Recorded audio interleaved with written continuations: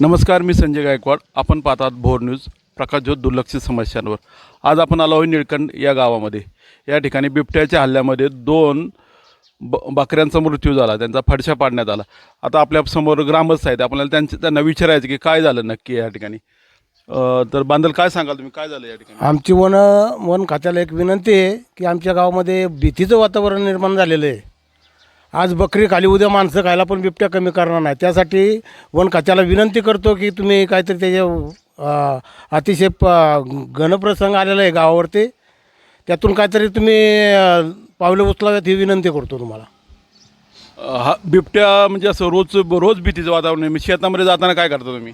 रोज शेतामध्ये कुठंतरी आढळतोयच आणि बिबट्याची एवढी मजल वाढली की त्यांनी गावात येऊन घरामध्ये शिरून दोन म्हणजे बकऱ्यांना म्हणजे मारल्या, तर त्याचा बंदोबस्त व्हावा. बकरी घरामध्ये बांधली होती का? हा, घरात गोठ्यात बांधली होती, बंदिस्त ठिकाणी. खिडकीतून आत येऊन बिबट्यांनी हल्ला केला. जरा सविस्तर सांगा ना, मग कसं काय झालं, बिबट्याचा हल्ला कसा काय केला? हल्ला म्हणजे खिडकीतून उडी मारून आत शिरला आणि बकरी जाग्यावरच म्हणजे रक्त पिऊन खलास केली. या घटनेने ग्रामस्थांमध्ये खूप भीतीचं वातावरण पसरलंय. तर काय तुमची काय मागणी आहे, म्हणजे असे वन विभागाने काय केलं पाहिजे? अहो, त्याला असं पकडून जेरबंद केलं पाहिजे ना. लोक शेतामध्ये सुद्धा आता जात नाहीत. भीतीचं वातावरण झालं. भीतीच झाली ना आता. म्हणजे आता म्हणजे शेतकऱ्यांचं या ठिकाणी ज्वारी काढण्याचा वेळ सीझन चालू आहे, त्यामुळं शेतात जाणं गरजेचंच आहे. पण आता ह्या बिबट्याच्या दहशतीमुळं लोक शेतात पण जात नाही, त्यामुळे शेतकऱ्याचं दुहेरी नुकसान होण्याची शक्यता आहे. शेतामध्ये काय काय लोकांची बोला की, शेतामध्ये घर आहेत आमची म्हणून, रानात बोलायचं काय त्याला. आपण बोला. काय सांगाल आपण तुम्ही आता हे जे चाललंय? आता काल वार्ता दिली आम्ही, त्याचा काही फायदाच झाला नाही. आता परत वार्ता द्यायची म्हटलं, त्यांनी तातडीने आम्हाला पिंजरा काहीतरी सोय करावी ना तशी. बारकी पोरं बाळ शाळेत संडासला समजा बाथरूमला जायचं म्हटलं तर भेटतात ना लोक. काल ही घटना घडली की वन विभागाने काय ऍक्शन घेतली नाही? काहीच अजून ऍक्शन घेतली नाही. नुसते आळी येते तर काही बघितलंच नाही त्यांनी ना. मग तसं पाहिलं तर ग्रामस्थ मंडळ हे वन विभागावर खूप नाराज आहे, कारण त्यांनी अशी घटना घडली, दोन बकऱ्यांचं हे झालं, गावामध्ये बिबट्याचा संचार लोक पाहत आहेत. तर वन विभागाने काहीतरी करावं असं लोकांना वाटत होतं, पण तसं काही केलं नाही असं ग्रामस्थांचं म्हणणं आहे. तर त्यांनी काहीतरी सोय करावी, पिंजरा लावून शेनी आमची दुरसोय करावी त्यांनी, असं म्हणतोय मी. बऱ्याच लोकांची वस्ती रानामध्ये. तर आता ज्वारीचं पीक काढायला आल्या, लोक गावाकडं परत धाव घ्यायला लागली बिबट्याच्या ब्याने. तेव्हा बिबट्याचा बंदोबस्त लवकर व्हावा तर आम्हाला ती पिकं काढता येतील. लोकांची अशी मागणी आहे की आमचं आता ज्वारी काढायला आली की लोक म्हणजे वन विभागाने बिबट्याचा बंदोबस्त करा, नाही तर आम्हाला ज्वारी काढण्यासाठी संरक्षण द्या. बरोबर आहे. हो, बरोबर आहे की.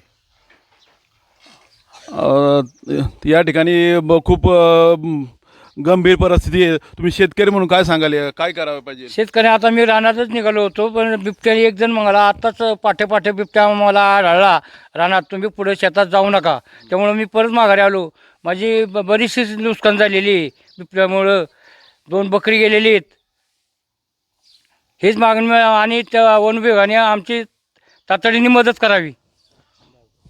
वन विभागाकडे लोकांची अशी मागणी आहे की आम्हाला मदत करा, बिबट्याला पकडा, नाहीतर आम्हाला जी शेतीचं जी ज्वारी काढायची त्यासाठी आम्हाला संरक्षण द्या. रानात एक गोठा म्हशी येलेले मोठांडे त्यांच्या दारा काढल्या नाही त्यामुळं. तुम्ही आता कुठे राहता, गावात येऊन राहता का?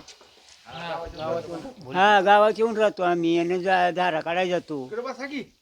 पण आता बिबट्याची भीती वाटते का जायला? हा, भीती वाटते म्हणून गेलो नाही सकाळी रात्री. मला एक विनंती करतो आहे की आज ज्वारी आहे, त्या ज्वारीमध्ये बिबट्या दडलेला काही लोकांना कळत नाही आणि त्याचा वारंवार सगळ्या 20 गाव खोऱ्यामध्ये आमच्या त्रास होतो आहे. तरी त्याला जारबंदी करण्यासाठी पिंजरा बसवून वन खात्याने त्याचा बंदोबस्त करावा. त्या निळकट गावामध्ये काल 2 बकरी मारली, तेव्हापासून आमच्या गावात वातावरण फार भीतीचं उत्पन्न झालं आहे. शेतामध्ये माणसंसुद्धा जायला मागणार, पिकं आता काढायला येतील आता 4-8 दिवसांनी. जायचं का न कसा प्रश्न आम्हाला मोठा पडला आहे. हे जो काहीतरी तरतूद तुम्ही केली पाहिजे ना, शासनाने तरतूद केली पाहिजे काहीतरी ह्याच्यावर. लोक शेताकडे जायलाच मागणार अजिबात आता या भीतीमुळं. हा, शेताकडे कोण जायला काय व्हायना का भेटतात लोक. तर ह्याची काय व्यवस्था व्हावं शासनाकडं आम्ही करतोय. शासनानं मदत करावी आम्हाला. हां, आमचं घर लांब आहे आणि शेतामध्ये घर आहे, त्याच्यामुळं गावापासून लांब आहे खाली. आणि भ्या वाटतं आम्हाला बाहेर निघायला. ही करावी मदत, जाळी टाकून पकडून न्यावा ही आमची इच्छा आहे. कारण आम्हाला बाहेर जायला भ्या वाटते, कारण आता ज्वाऱ्या बिऱ्या काढायला आलेले तर त्याच्यामुळे शेतात जायला भ्या वाटते. भ्या वाटते. आम्ही काय करणार मग? हा? नाही 2 दिवस शेताकडे जातच नाही का तुम्ही? जायलाच येईना ना, भेटतोय आम्ही शेताला जातच जायला. नाही शेताकडे आता 2-3 दिवस झाले. खरं पाहिलं तर शेतामध्ये आज बिबट्याचा पण संचार आहे असं आपल्याला महिलांकडून किंवा पुरुषांकडून या निळकंठ गावाचं सांगण्यात येत आहे. आणि त्याप्रमाणे जे जंगली प्राणी, इतर प्राणी आहेत ना, यांच्याकडूनही खूप त्रास होतो शेतकऱ्यांना. अगदी ज्वारी पण ठेवली नाही. काय सांगाल या संदर्भात तुम्ही? डुकरांचा त्रास आहे, बिबट्यांचा त्रास आहे, लांडोळ्यांचा त्रास आहे. वन विभागाने त्याची दखल घ्यावी. आणि न्यावं पकडून. मग शेतकरी पूर्णपणे अगदी आज ही शेतातलं कुठलंही असं ठराविक उत्पन्न मिळत नाही. या ठिकाणी पाऊस पडला, पूर्णपणे पावसावर अवलंबून राहावं लागतं. आणि त्याशिवाय जंगली प्राण्यांचा एवढा जे त्रास आहे, तर त्यामुळे शेतकरी खूप हैराण झाला आहे. तुमच्या पिकांचं काय आता? काहीच नाही ना ती लागत, काहीच नाही. लय नुकसान होती या, काहीच नाही हाती लागत. यांनी सरकारने घ्यावी काहीतरी ही दखल ह्याच्याबद्दल. आम्ही बाहेर निघायला सुद्धा भ्या वाटते या. आज महिला झालं, पुरुष झालं, शेतातले जे कामं आहेत ते काम पडून आहेत, ज्वारी काढायला आल्यात, पण त्या ठिकाणी जाऊ शकत नाहीत. तर या ठिकाणी काय तुम्ही मागणी कराल? काय ते वन विभागाकडे जे बिबट्या कुठं काय आहे ना, त्यांनी त्यांचा बंदोबस्त करावा. जेव्हा डुकरांचा बंदोबस्त करावा, पिंजरा लावण्यात यावा. पिंजरा लावण्यात यावा. पण काल ही अशी घटना झाली, तर वन विभागाने काय ऍक्शन घेतली का नाही याच्यावर? कालही त्यांनी पंचनामा केला हा हा, आणि मग आल्या आता अहवाल पाठवतो तिकडं. अहवाल पाठवा सांगितलं. त्यानंतर नाही आता काल तर घडले नाही.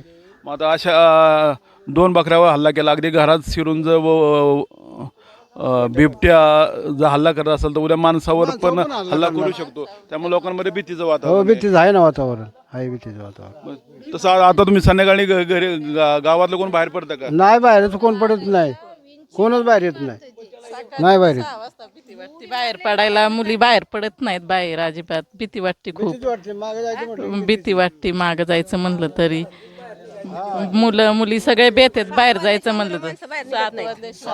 म्हणजे उजाडाचं वाट पाहून 7 वाजता 7 वाजता शिवाय दारच उघडत नाहीत. मग येते माणूस बाहेर निघायला.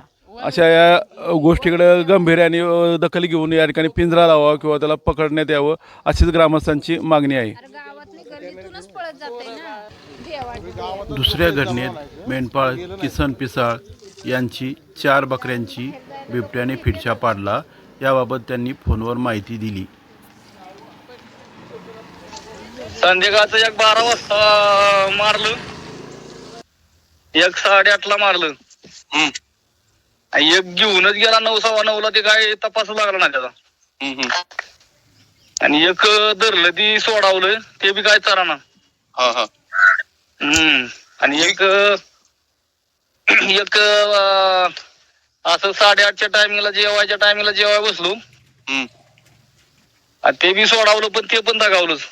हो का? मग टोटल 4 बकरी तुमची गेली? हो, 4. ही घटना कुठल्या शिवारात झाली? गोकवडीच्या शिवारात. ओके ओके, ठीक आहे. तुम्हाला वन विभागाने काय मदत केली नाही ना? नाही. तुम्ही मागणी केली का? नाही, मागणी नाही केली. काय आता वेळच मिळाला नाही, वेळच मिळाला नाही. डोंगरात बसाय असल्यामुळे दरेकडे वर. ओके ओके, ठीक आहे, चालतंय. हा.